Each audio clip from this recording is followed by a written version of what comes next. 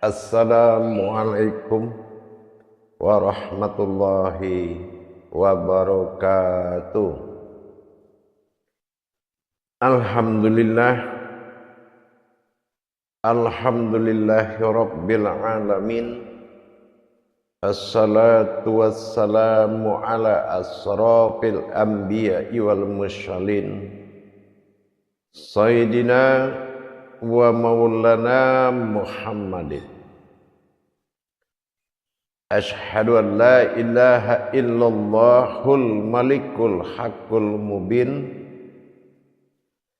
wa ashhadu anna Muhammadan abduhu wa rasuluhu was-sadiqul wa'dal amin. Allahumma sholli wa sallim wa barik wa karim ahzanul nabil karim, ihdinil ladzi min jalalika wa innal ladzi min jamalika wa innahu min kitabika wa tahirin wal mujahidina, amma ba'du, ibadullah wa ittaqullah. Alhamdulillah, segala puji syukur kita panjatkan kehadirat Allah Subhanahu wa taala atas limpahan karunia, rahmah dan hidayahnya, serta dengan izin dan ridhonya kita dapat menjalankan perintahnya, bertolabul ilmi, bersunahnya Rasulullah sallallahu alaihi wasallam, dalam rangka diwajibkan setiap umat yang mengaku muslim, maka diwajibkan bagi dia belajar, menuntut ilmu, karena barang sesuatu yang tidak dicapai dengan ilmunya, maka tidak akan pernah dia mendapatkan sebuah kebenaran. Bersalam kita tidak akan pernah terlupakan.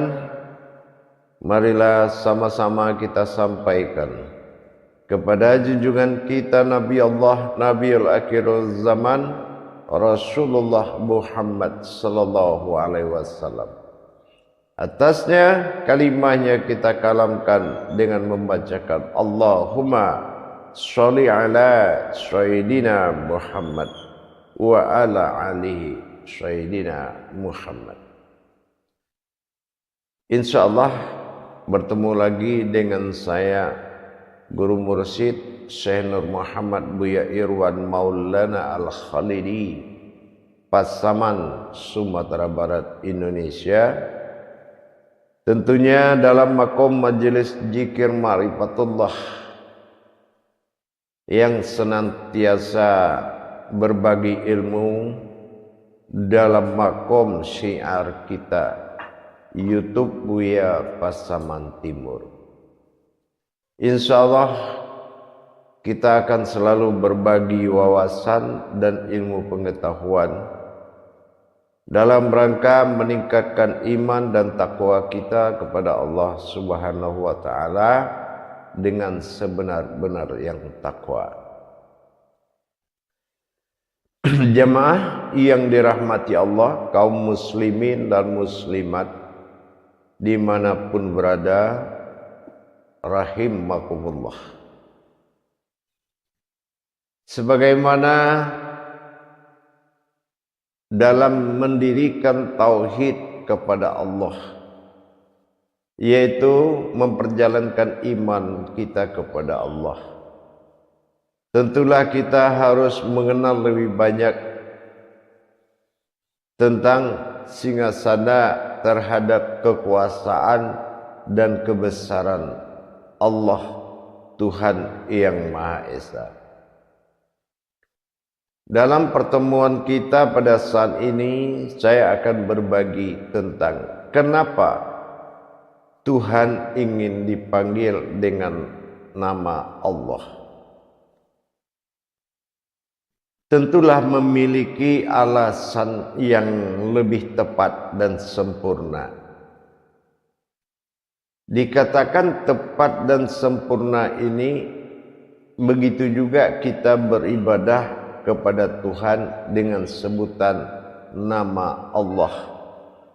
Maka kita akan mendapatkan kesempurnaan apabila kita memperkenalkan, mengenali dan memahami ada apa rahasia di balik nama Allah yang hijaiyahnya alif lam lam ha, sehingga sempurnalah Tuhan bernama Allah sebagai hayat awal dari segala yang Dia jadikan, segala yang Dia ciptakan, dan segala yang terjadi di dalam penciptaan berasal dari sebuah nama. Kalau tingkat pengenalan kita terhadap asma Allah hanya sebatas sebutan, ini adalah etikanya mendewakan. Kalau mendewakan, menjunjung, memuja tanpa alasan, tanpa kebenaran, itu namanya mendewakan. Tetapi di dalam menghambakan diri kepada Tuhan dengan sebutan Allah, tentu kita harus tahu nilai yang tak terhingga dengan sebutan nama Allah ini. Wajib kita memahami sehingga benar-benar sesosok Tuhan yang menamakan dirinya Allah sudah pantas dari Dia asal usul semua terjadi. Tentu ada dasar pilihan bagi Allah. Tuhan ingin berasmakan Allah. Inilah yang menjadi pokok pencarian tadi. Tingkat pengenalan seperti ini disebut awaludin ma'rifatullah. Awal dari agama atau sebelum agama itu kita lakukan,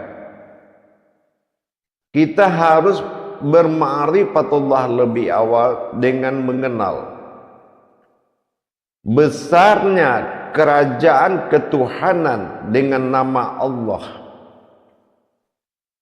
Inilah yang membuat ketaklukan kepada akal, kepada iman dan ilmu dengan dasar memahami pengenalan terhadap hakikat daripada nama Allah ini yang menjadi junjungan dari hati yang lebih dalam. Nama Allah dari hijaiyah alif lam lam ha ini sudah melibatkan makom juz amma yang kita kenal dengan hijaiyah. Dari sebanyak itu hijaiyah, hanya Tuhan mengambil yaitu 3 huruf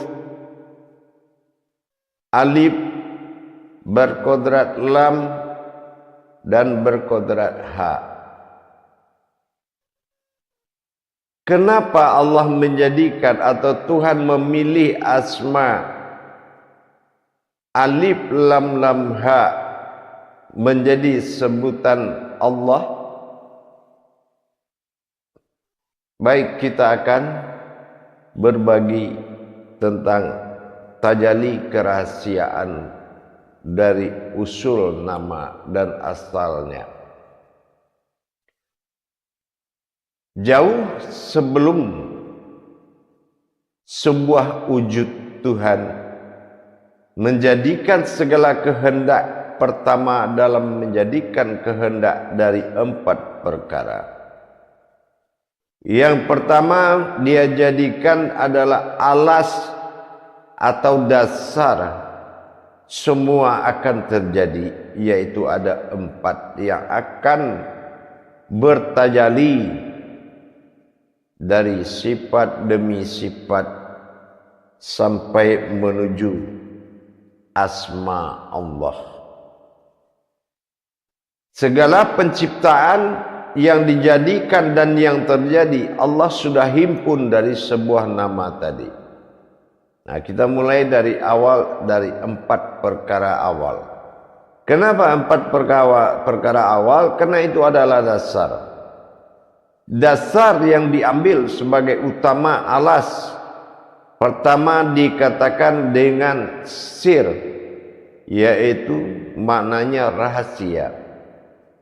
Ini adalah kodrat pertama. Yang kedua ada dinamakan wujud. Wujud itu ada. Ini awal. Yang ketiga ada namanya kodrat itu batin. Batin adalah suatu kekuatan pentajalian asal. Kalau sir tajali usul. Nah, yang keempat disebut dengan kodrat. Nah, inilah yang akan menjadi tajalli zahir. Ini adalah alas. Wujud, sir, batin, kodrat. Tanpa yang 4 ini tidak mungkin semua itu akan ada. Dari 4 pertama, usul asal dari kejadian asmanya atau namanya tadi,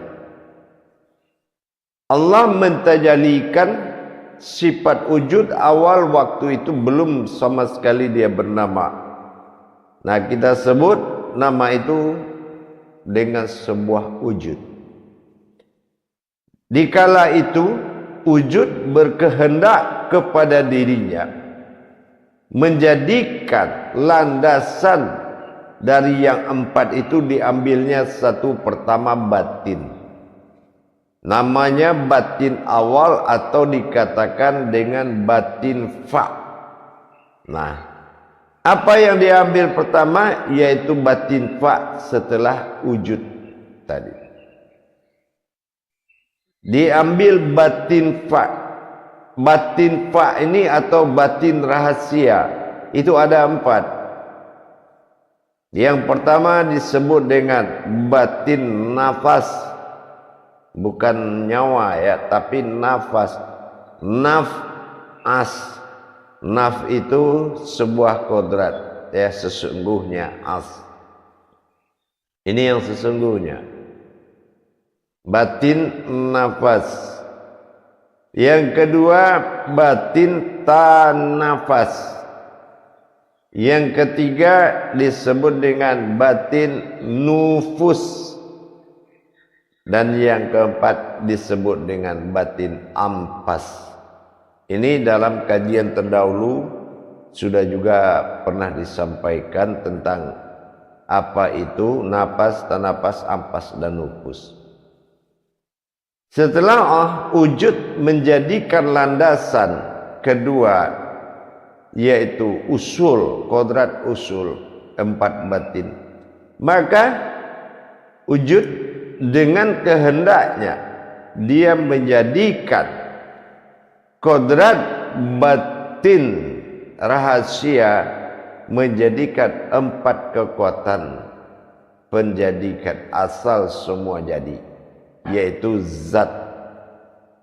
Landasan zat yang dijadikan oleh 4 batin itulah yang dikatakan ada kodrat zat yang bergerak di.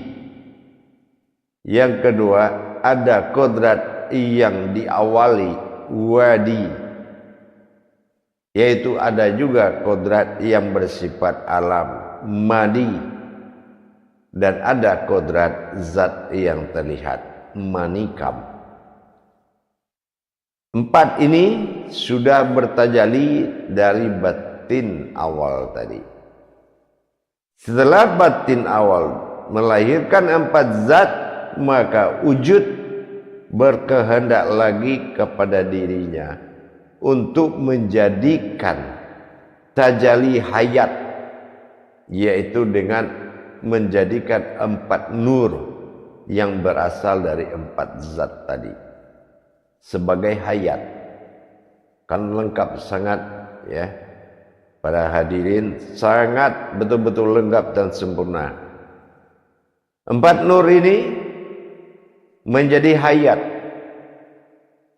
Ya, pertama dikatakan nur, yaitu sebuah kodrat hayat yang sangat suci sekali. Yang kedua dikatakan nur ibadah, atau sebuah kodrat ibadah. Ini dinamakan nur Muhammad, atau nur yang memuji. Nah, yang ketiga ini disebut dengan nurullah, nur yang berkuasa. Nah, ya, nurullah.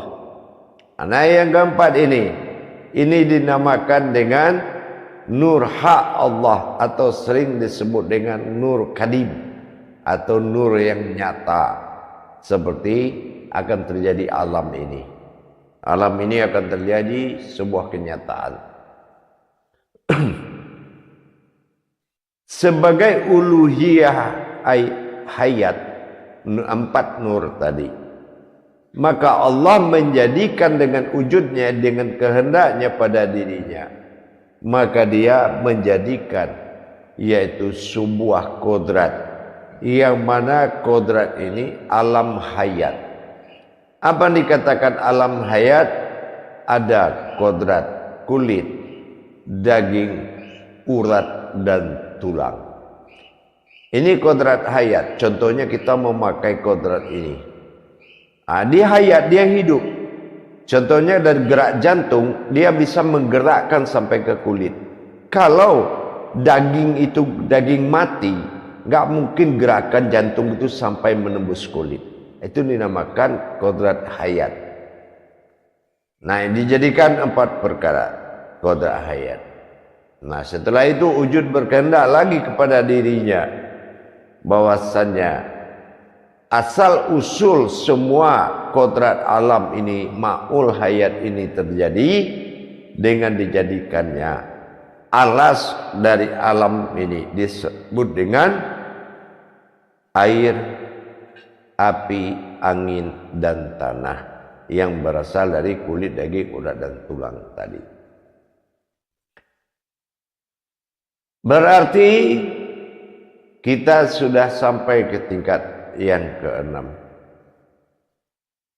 Demikian bertajali dalam kehendak wujudnya semata, maka dia jadikanlah bukti sebuah Al-Kisah awal tadi berupa kitab, dinamakan kitab kauli, yaitu Al-Quran. Kenapa namanya kitab kauli? Karena Al-Quran berasal dari wahyu. Wahyu itu adalah kekuatan. Contoh kaulinya, kalau kita lihat alif garis lurus, tidak semua garis lurus bernama alif. Kaulinya, kenapa alif namanya? Nah, ini kodrat. Itu dinamakan kauli. Setelah dituliskan 4 perkara tadi, maka dihimpunlah semua kodrat tadi semuanya, yaitu 7 kali 4. Kenapa dibilang 7 kali 4? Karena 7 adalah kodrat sifat. Maka bersifatlah kodrat itu terhimpun menjadi kodrat sifat. Sebanyak itu bagaimana kita menghitung?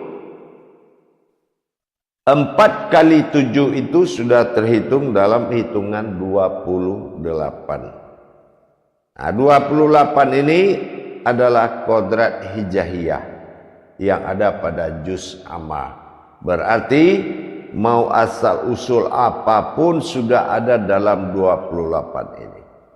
28 hijahiyah dari 4 kali 7 asal muasalnya. Nah, maka dihimpunlah huruf 28 itu dalam sebutan Allah fil awalun wallahi wa fil akhirun. Ambillah padamu pada awal dan ambillah padaku pada akhir. Awalnya alif, akhirnya ya, menjadikan ya Allah dengan sebutan ya Allah, maka diwujudkanlah tulisan tersebut menjadi asma yang terlihat, yaitu berupa kodrat, yaitu kalimatul haq. Artinya kalimat sudah menjadi kodrat, yaitu wujud manusia itu sendiri. Di dalam kodrat asma manusia disebut dengan kodrat asma Allah, karena asma yang ditimbulkan oleh ayat menjadi sebuah kodrat. Kodrat itu dinamakan husna, yaitu kodrat keakuanku. Hu dan hayat sin pada na, ini keakuan. Maka nyatalah ya Allah, himpunan dari 28 sudah menjadi satu panggilan. Asma yang terlihat adalah sebuah kodrat bagi Allah. Jadi nama itu bukan sebuah keinginan, tapi nama itu adalah kesempurnaan himpunan yang telah terhimpun menjadi sebuah kodrat, dan kodrat itu adalah kodrat Tuhan yang diberi nama Allah.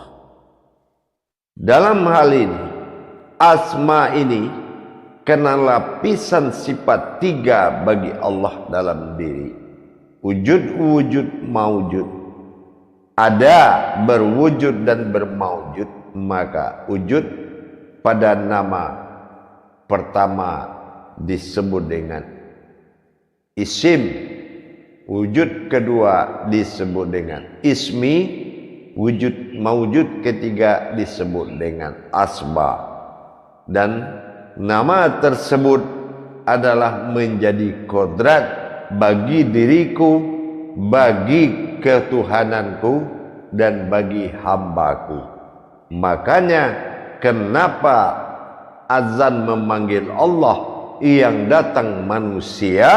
Karena manusia adalah asmanya Allah, isminya Allah, dan isimnya Allah.